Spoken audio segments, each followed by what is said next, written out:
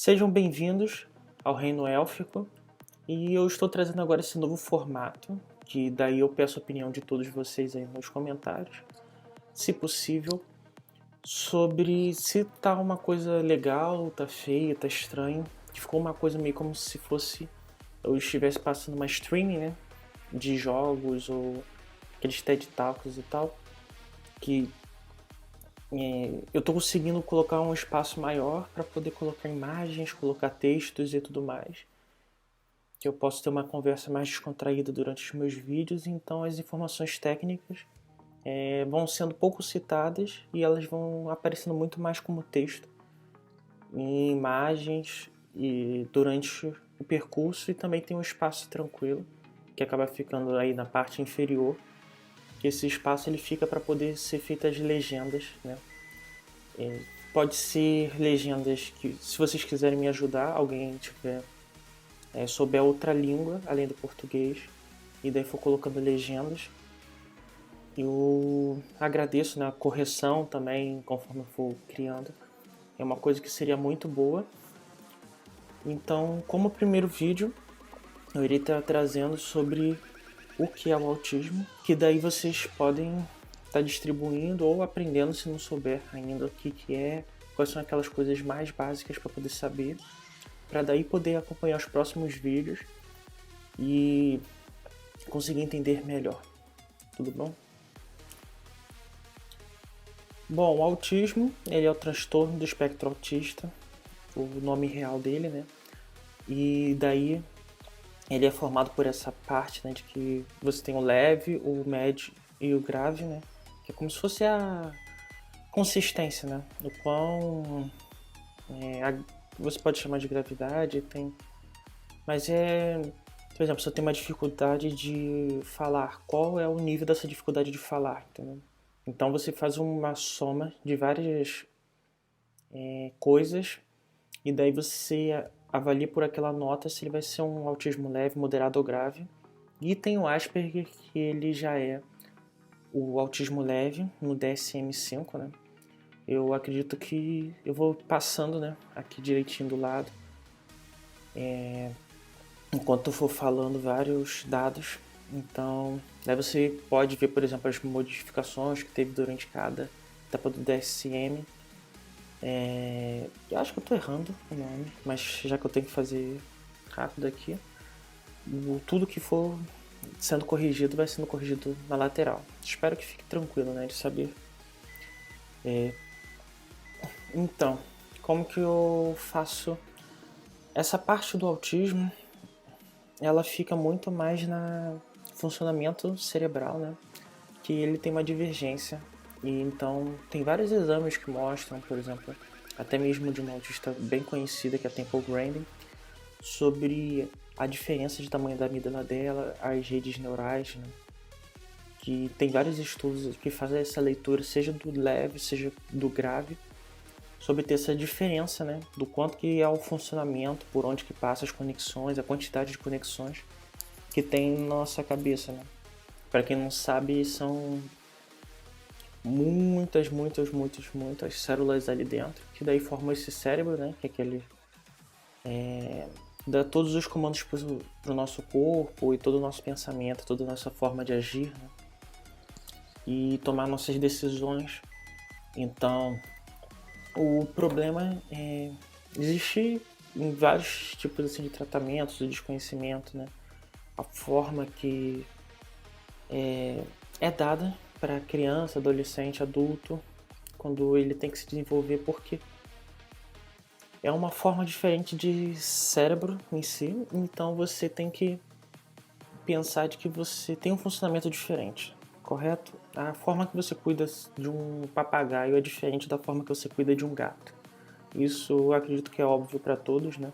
Porque eles têm um funcionamento totalmente diferente, então a mesma coisa é o que se aplica no autismo. E existem muitos especialistas que ficam pensando se existe realmente alguma coisa como uma cura e o funcionamento e mil e outras coisas. Só que você tem essa modificação que já vem desde o nascimento, entende? Quando você está dentro do espectro, essa modificação cerebral, ela já é desde o nascimento da criança. Ela pode apresentar ou não sintomas e ela pode apresentar em idades diferentes. Então, pode ser um bebê realmente que apresente, ou ela apresentar com 5 ou 8 anos, algum tipo de indício de que ela está dentro do espectro. Só que normalmente, quanto mais velha a criança ela está, para ela poder apresentar esses sintomas, ela é considerada mais leve. E também tem como ela ter, por exemplo, ela chegar aos 5 anos e daí ela começar a demonstrar comportamentos indicando o autismo em si. Então, quando ela faz esses comportamentos, é chamado da regressão. E o tratamento médico, né, que é essa parte do médico ajudar a criança a aprender a ler, a escrever, a se tornar mais fácil de ela, por exemplo, sentir fome e ela ir comer ou ela ir no banheiro. E outros tipos de exemplo que eu posso dar ilimitados, todos eles estão se referindo. Então, essa parte que é colocada dos filmes antigos, até mesmo para os casos graves, é muito raro, que é essa parte da criança, ela fica só olhando para a parede, se balançando e tal, porque os tratamentos que existem hoje em dia para a criança poder aprender a andar, a ler, a escrever e outras coisas, ter algum tipo de comunicação, já estão muito mais avançados. Então esse pedaço dela ficar como se fosse uma coisa jogada que ninguém entende, isso daí já foi muito ultrapassado e acaba que a maioria fica no moderado e no leve, mas só que existe também essa parte do grave ainda.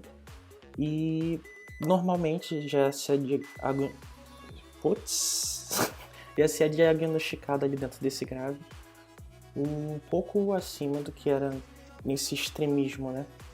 Antigo que fica para os filmes.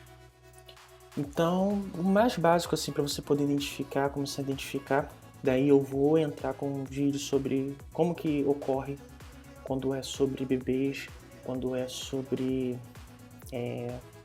adolescentes, adultos, crianças, né? O feminino também, o feminino ele tem uma parte dele se conseguir mascarar muito por copiar mais as outras crianças e ter muito de você ter coisas normais. Por exemplo, uma garota que ama bonecas, isso daí é normalmente considerado normal. É na sociedade uma garota que só adora bonecas e pronto, e fica lá brincando com bonecas. E isso, na verdade, pode ser um indício, né?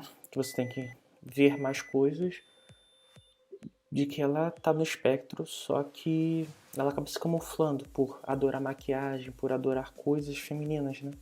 Ali dentro. Então, as maiores coisas que você tem que prestar atenção primeiro,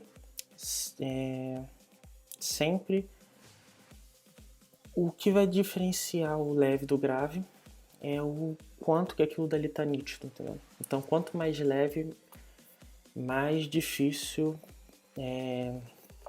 essa parte. Por exemplo, eu tô aqui falando e tudo mais e também tô dentro, né, desse espectro em si. Então, por uma visão de fora, seria difícil de eu ser considerado, mas daí entra outras coisas que com o tempo eu vou indo falando, que você vai entender sobre essa parte, né, dos que tem de movimentos, né, que são os estímulos, sobre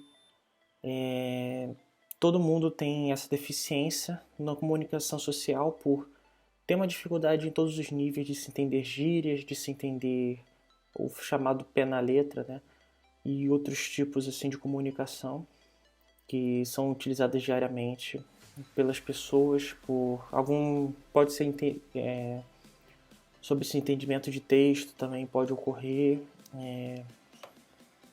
e daí você tem que ir indo vendo, apresentando para você poder ter esse entendimento de qual é. Pode ser que alguém entenda muito bem texto, mas não fale bem, ou vice-versa, pode falar muito bem e não entender muito texto. Então a comunicação social vem de tudo. Por exemplo, eu vou no shopping, como que eu tenho que me portar? Eu vou no cinema, eu tenho que assistir uma peça. Toda essa parte de você ter o cuidado social em si entra nessa parte da comunicação social, né? Até cuidados básicos, né? Que você tem com você. É alguma coisa que você... Mas, por exemplo, cuidados básicos você pode treinar e melhorar. Você pode ter... É um treino também de... Quando você vê as pessoas falar bom dia, por exemplo, e daí você vai melhorando, né? E quando você tá fora, você já percebe, né, que você tem que ter essa interação com o outro de alguma forma, mas ali dentro do espectro, aí já fica um pouco mais de o que é interessante, o que não é, né? Então entra essa comunicação, né? Metáforas também é considerado. Você pode ter pessoas super inteligentes em uma área. Por exemplo, essa pessoa ela sabe muito de português, matemática, história, ciências, medicina. Você pode ter o infinito. Tem até muito cuidado do pessoal ao demonstrar ali no Good Doctor, né? Que é o bom doutor. Ai, ai, nomezinho brasileiro. E essa série, ela é de um autista, né? E daí ele tem algumas coisas que ele mostra em cada um desses patamares ali. E também demonstrando que ele consegue entender bem de medicina. Então, o que acaba mostrando naquela série é muito mais essa parte também, né? De que você pode ter conhecimento, pode saber fazer, mas você tem que ter essa coisa social, né? De você saber se adequar e realizar as coisas da forma correta. Que é essa parte específica que é atingida mais fortemente pelo autismo e a parte que é mais vista quando é dado um diagnóstico, seja por alguma pessoa especializada ou não. Que seja, por exemplo, um psicólogo, mas que não tem especialização direta. A primeira coisa que ele vai ver é sobre isso e também as pessoas mais especializadas. E daí você vai descendo e vai vendo as etapas, né? Então, estereotipias também pode ser movimentos repetitivos, pode ser você fazer sons, pode ser o infinito de coisas. Então, é realmente necessário. Se você está em dúvida sobre um bebê, uma criança, um adolescente, ou você mesmo está ali dentro do espectro do autismo, e você ir falar com um especialista que seja já formado em direção a essa parte do estudo do autismo. Não, por exemplo, um psiquiatra ou um neurologista, né? Mas só que essa pessoa ela não tem essa formação indicada, ela tem que ter uma pós ou algum estudo, alguma coisa ali dizendo de que ela está especializada para aquele campo, pois daí você evita que muitas vezes as pessoas recebem, por exemplo, transtorno de desenvolvimento de hiperatividade. Às vezes a pessoa ela recebe que ela está com depressão, que ela está com outros tipos de coisas por ser uma área bem complicada, né? Porque não é como se fosse uma gripe que você já tem todos... Você já sabe que você já está com febre, está com dor de cabeça, algo assim do gênero, você já tem uma ideia do que é. Cada caso é um caso e é bem complicado mesmo de você lidar, de você entender o que são cada caso. Por exemplo, atrasos motores também. Como que você vai saber se pode ser finos ou grossos, né? Que a pessoa vai correr ou ela vai escrever. E daí ela tem esse tipo de dificuldade. Então, são várias sessões que você tem que ir passando para ter esse entendimento do que é necessário para poder saber se a pessoa está ou não no espectro. E se também não é outra coisa. Por exemplo, também é bem borderline, é uma coisa que bipolaridade. Tem gente até que considera como se fosse sociopatia, coisa do gênero. Até mesmo por ter sido muito difundida essa parte de não ter